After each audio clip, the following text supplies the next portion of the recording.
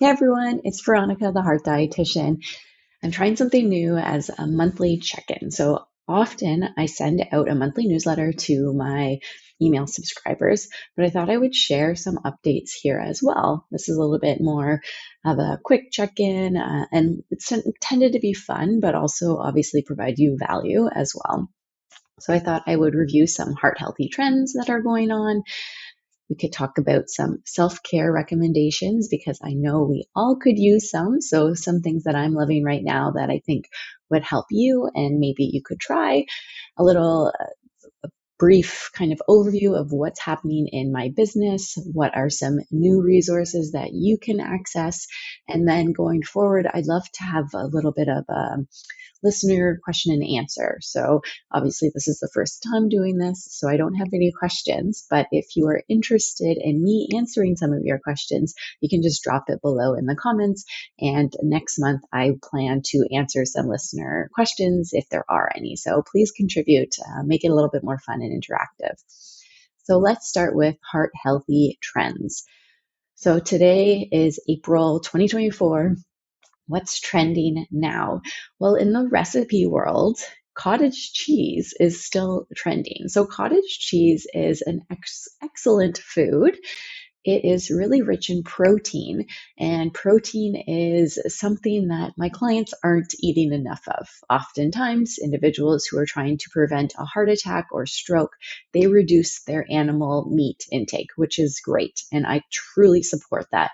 However, a lot of individuals fail to replace that with other types of protein, and cottage cheese can be an excellent protein to do that with, especially when you have a lower fat cottage cheese. So, like a 1% cottage cheese would offer the low saturated fat. So, it's not increasing our cholesterol levels, but it's still providing the protein that we need for muscle building, as well as keeping us full longer. It's this very satiating macronutrient. So cottage cheese recipe trends have been very popular. There's a lot of cottage cheese dips. So you could blend that up in the blender and you could dip your veggies, maybe some even chips as well. Another thing that people are using cottage cheese for is adding it to their overnight oats or even smoothies. A lot of the time they blend it in and you don't even taste it, but there's the added protein and probably less expensive than the protein powders out there. So that's what's trending in the recipe world. In the heart health world, I think the topic that we're still chatting about is the intermittent fasting. And intermittent fasting, there was that recent research trial that came out. A poster was presented at the American Heart Association conference stating that individuals who are intermittent fasting are at increased risk of a heart attack. And I did actually do a recent video, which I'll link here, about kind of what intermittent fasting is, but also that research study and if it's something that we really should believe or not. Spoiler alert, it wasn't really a great research study. Perhaps they will release more data in the future, but right now there's not a lot to go off of, but I still recommend watching the video because there's some good tips there. So I think that's kind of what's trending in April. What else? I wanted to touch on some self care recommendations.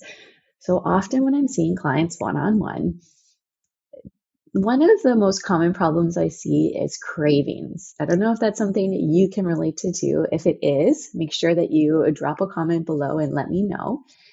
But basically, cravings happen often at evening time. And when I kind of speak with my clients a little bit more and kind of probe what's happening at the time, why are they craving things, they often state, well, Veronica, I deserve it. I've worked hard and it makes me feel good. So a lot of the time we work together to understand some self-care activities that make individuals feel good, but not necessarily relying on food to do that. So once we brainstorm some of these self-care recommendations, I often recommend kind of implementing them on a regular basis so that you do feel that you are being taken care of for working hard and doing all the things you have to do. So thinking about what you like to do for self-care is always important. Knitting comes up, painting by numbers is another one, going for a walk, going outside in the sun, facials, buying yourself flowers, lots of different things for different folks, basically. So what's it for you that makes you feel good? But one of the things that I have been doing is actually drinking a cup of water in the morning before I have my coffee. I know it sounds super simple, but my mornings are pretty hectic. I don't wake up naturally. I have a 2-year old who still wakes me up at like 5 a.m., sometimes 4:30 a.m. So often I'm still struggling to wake up, and often I always reach for that cup of coffee to wake me up. And yes, it does the trick, but I find that having that cup of water first is so refreshing and it makes me feel so much better. We're dehydrated. We're not drinking any water all night long. So we do need that glass of water in the morning. And even though the coffee has that instant kick, I think the water is really, really important and it's making me feel so good. So I just remind myself, how I feel after the glass of water, and it really helps me prioritize drinking that cup of water. So if you have any self-care recommendations you're trying, let me know. I'd love to hear from you in the comments below. And then a sneak peek of what's coming in my business. I've been working on something really, really exciting. I made my own cookbook. Oh, I'm so excited. I'm actually an author. So this is my author copy. So it says not for resale. But once I do publish it, it's going to be on Amazon. And it is all about how to lower your cholesterol with the portfolio diet. So I chose this topic because it's the most kind of asked question that I have on YouTube, on my blog, through my email subscribers and my one-on-one clients. So I thought I'd start there. And what I've done is at the beginning, I kind of just summarized what the portfolio diet is.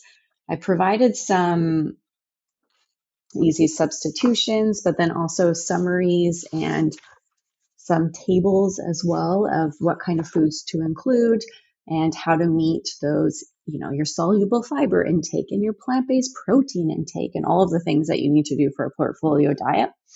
Then I have over 60 recipes. So lots of recipes. Each recipe has a photo on it. I know that's pretty important for myself. I love to see what I'm creating. So maybe that's something for you too. And then at the end, I have some trackers. So how can you kind of monitor your own success and stick with the portfolio diet? So I have some trackers that you could use there as well. So yeah, I'm pretty excited about that. It hasn't launched yet, but there's a little sneak peek. Then on the blog, I've published a few different recipes. We have a beet and tuna recipe that I love, as well as a nice edamame and broccoli salad recipe. It's more like a bean salad recipe. So check those out. And finally, I've updated my website as well. So I did my first ever brand photo shoot. It's kind of awkward. It's not tight. It's not my thing, but it was fun. The photographer made it fun for me. And I've been able to update some of my websites as a result. So that's another kind of sneak peek into what I've been up to at my business. And then lastly, what I wanted to cover was some listener questions, right? I want to offer you some value, answer your questions. So maybe going forward, in one of these monthly updates, please just comment below and I will be looking at the comments to make sure that I include some of these listener questions in the future so that I can offer you value as well. So thanks for tuning in. This YouTube channel is free for you, but it's pretty expensive for me to publish on a weekly basis. So if you like it, I'd love to hear from you. Subscribe, like, share. That really helps me put more resources into something like this. So see you next week.